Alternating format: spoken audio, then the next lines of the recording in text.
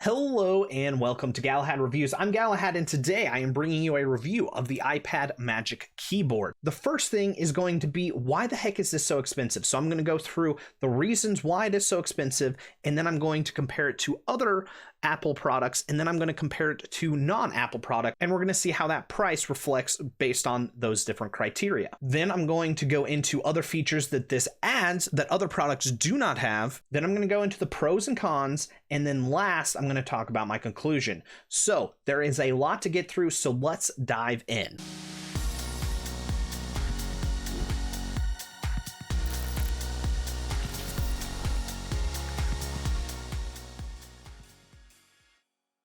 Also, a quick note before we go too much further and you see my cinematography skills, which leave a lot to desire, and the camera that I'm using is absolutely the worst at autofocusing, so I apologize if you feel like you need an eye exam after this video. The apology is coming now instead of later. I am so very sorry. Anyways, without further ado, let's actually dive into the review. All right, so the question, why the heck is this thing so freaking expensive? And I want to get this vomit-inducing point out of the way right in the beginning because it makes me gag just talking about it. But as we all know, Apple products cost a premium, so you get this elite status saying, hey, look at me, I'm super rich, or I sold my kidney so I could buy a Magic Keyboard case from Apple. And you get a certain status effect with that. So yeah, so now that we're done with that one, I just needed to get that one out of the way right at the beginning. On to more positive, less elitist notes. So you are buying an actual keyboard with full-size backlit keys with a scissor mechanism with 1mm of travel that are quiet. These are the same switches and keys that are used on their newest laptops. The backlit keys also work in conjunction with the light sensor on your iPad to work dynamically based on your environment. You are also buying an actual trackpad that is a piece of glass that is designed with multi-touch gestures in mind, with equal pressure points across the entire pad. It may be small, but I doubt you'll find a better one in a case, and you'd be really hard-pressed to even find a better one in a laptop. This case, and I use the word case here very lightly because let's be honest, you drop this, it's screwed. Like the whole thing, it's broken. You know what I mean? It's not going to survive too much of a fall because it doesn't provide that much protection. However, it does protect, if you slide this into a bag, it's going to protect your iPad from getting scratched. It's pretty much all it does. And this material itself, before I forget, is not the best. I would prefer to have had a lot better material on the side here because as you can see from some of my cinematography skills, that it already has a bunch of smudges and stuff like that, and I've been trying to be careful with it too. So now I'm going to break down Apple's comparable products, so we're going to jump on over to these awesome graphics I made. Don't judge me too severely for these either, because they're pretty awful too. Anyways, the first thing that I'm talking about is the Magic Keyboard. Comes in at $99. The other keyboard that you can buy from Apple is the Magic Keyboard with the numeric keypad, which is going to cost you $130 for the white version or $150 for the black version. The second thing that you can buy is the Magic Trackpad 2, which is $130 to $150 depending on color, or you can buy the Magic Mouse 2, which is $80 to $100. The Smart Folio is $79. The Smart Keyboard Folio is $179. As for the total cost for the most likely combination, which is the Magic Trackpad 2 and the Smart Keyboard Folio, is $310 to $330 depending on color. And then at the very cheapest that you come in at, the Smart Folio plus the Magic Keyboard plus the Magic Mouse 2 is $260 to $280 depending on the color that you buy. And these prices will be slightly more for the Smart Folio and Smart Keyboard Folio for the 12.9 inch, just to let you know. Now that we have that broken down, let's break down non-Apple products and the cost for the same thing. So the first thing that you'll need, obviously, is a Bluetooth wireless keyboard, which is about $20 to $50. The case itself is $20 to $100, depending on how good of a case you get. The Otter boxes are like $100 because they're stupid expensive, where the ones that are more akin to the protection that you're going to get with this case are probably going to be around $20. You'll also need a USB-A to USB-C adapter, which is about $10. That way you can plug in your Bluetooth wireless mouse, which is about $30. However, this then uses loses your USB slot. So then you might have to buy a more expensive adapter so you can also use your USB for other things, which can cost 30 to 75 bucks. And then you probably need a bag to put all your crap in because you can't pick up all of this stuff easily and just go. So at the low end, this is going to cost you about 90 bucks, which will not be as nearly as an enjoyable experience because you're going to have to connect multiple different things, and they're not going to be as high quality. So a more realistic price for what you're getting in better comparison is at the high end, probably about $190, which will be a more accurate experience, but it's not going to be as seamless and it's going to be cumbersome because once again, you have multiple devices, all of which that you have to make sure that are connected and working correctly. And then you have to pack up all of them and turn them all off when you're done, and so on and so forth. Question comes back. Is this keyboard ridiculously expensive? Now, in comparison to other Apple products, I don't think it's actually that expensive. I think it is very competitively priced. But what about non-Apple products? You're paying almost twice as much for this product. For that product, you're buying, once again, the elite status of having an Apple thing.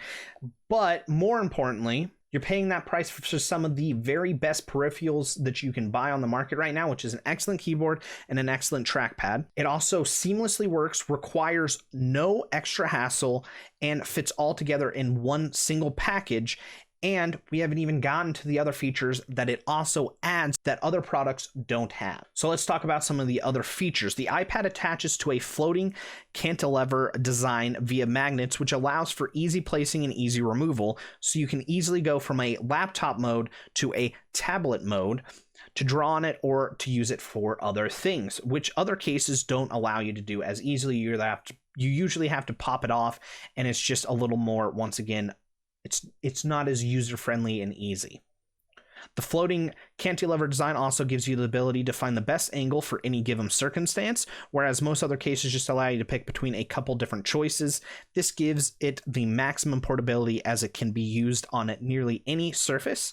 It comes with a USB-C port for pass-through charging via the 3 pogo pins on the back of the iPad, which could also be argued is wireless charging for your iPad, as this also frees up the USB-C port on your tablet for other things. The case doesn't have a battery, doesn't need to be charged, doesn't need to be turned on or off, as it is powered completely by the 3 pogo pins from the iPad itself. Once it attaches, the keyboard seamlessly connects, as does the trackpad, and produces less lag than its Bluetooth counterparts. Once you remove the iPad, everything powers down and disconnects just as easily. First time setup is seamless. You place your iPad on it and it does everything for you. You just start typing and using the mouse immediately. Moving on to the layout of the keyboard, I wish there was an actual delete key because I use that a lot when I'm doing things. However, I have to use Control D, so there are workarounds that you can do. So let's talk about the pros real quick. In true Apple fashion, it just works. Keys feel great to type on and are very responsive. The mouse pad feels excellent. I am very picky and hate most mouse pads, but this has an excellent feel. Your fingers move smoothly over it and the clicks are crisp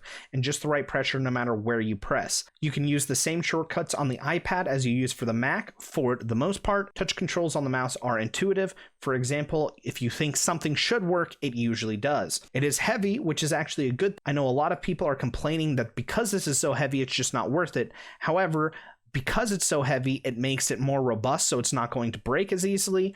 It also gives a more premium feel, and it allows it to not just fall over when you place it on a desk or your lap. As the heavy part is the tablet itself, which is the opposite of a normal tablet, which means it's going to be top heavy instead of bottom heavy. And the whole thing is solid. It feels quality. The hinge is stiff and snaps into place. The magnets are strong, so your device isn't going to just fall off, and this makes it ultra portable. So let's move on to the cons really fast. Battery drain's just a bit faster than without the keyboard. This is very minor. Hard to adjust the brightness of the keyboard. It doesn't have any function keys. Mouse support still has a way to go before it feels like a true laptop, as some things that feel intuitive to do on a laptop still doesn't work well on the iPad.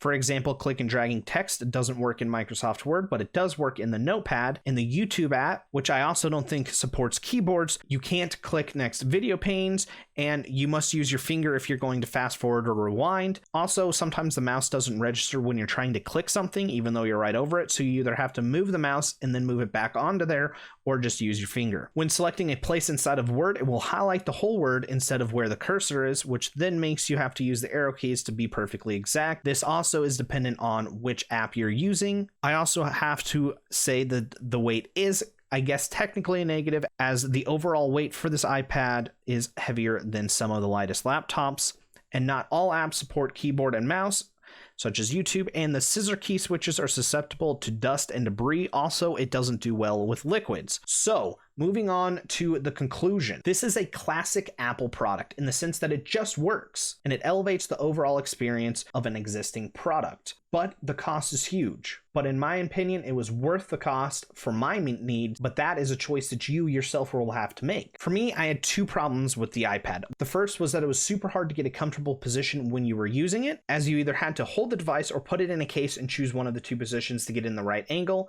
and only if it was on a hard surface. Forget about using it on your lap or while prone, and if you had to move it around a lot, it would fold into itself, usually require two hands to set it back up. So there was a huge lack of stability and portability there.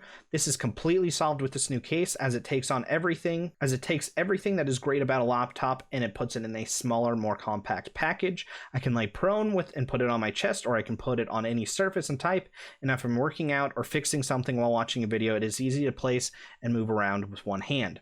The second problem that I always had was I had a hard time making it a productive device without the keyboard and mouse support. I've used my iPad as a tablet for a long time, but struggled to make it a productive device. Immediately, and I mean immediately upon attaching this keyboard, my tablet went from being just a tablet to a productive machine, as it feels like a laptop but in a more compact form. Most of the apps that I use work seamlessly with the mouse and keyboard, and I forgot that I was using a tablet at all. So, should you buy this product or not? That is not up to me to decide. That is up to you to decide. If you think all the pros are worth it and the cons are worth it, I do have to say that I think this absolutely transforms the iPad and its usage as being even closer to a computer, but it's still not completely there. However, when you incorporate the cost of the keyboard and the iPad itself, it comes down to $1,100, which means that you can buy a pretty nice laptop for that same price. So is it worth it?